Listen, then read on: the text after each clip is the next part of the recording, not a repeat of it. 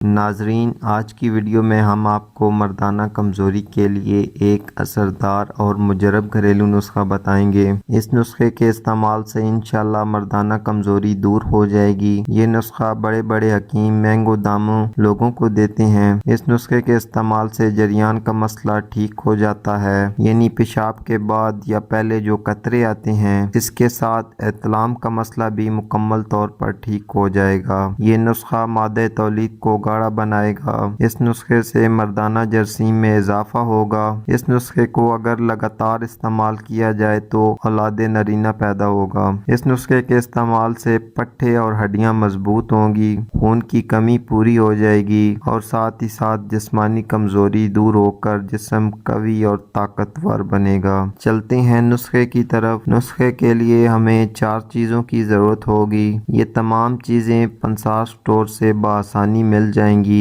اس کے لیے ہمیں سفید موسلی کی ضرورت ہوگی۔ یہ مغلظ بھی ہے اور قوی باء بھی ہے۔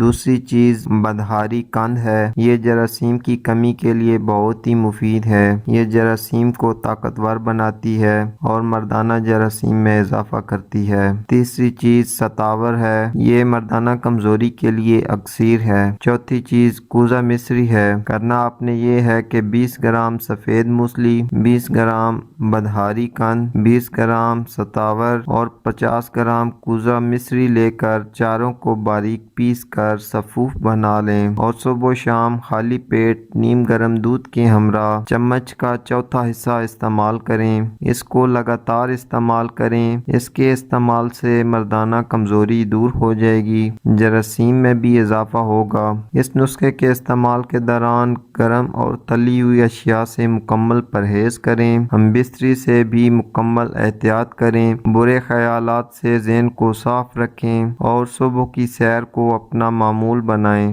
امید کرتا ہوں آج کی ویڈیو آپ کے لیے مفید ثابت ہوگی۔ اسی کے ساتھ اجازت چاہتا ہوں۔ اللہ حافظ۔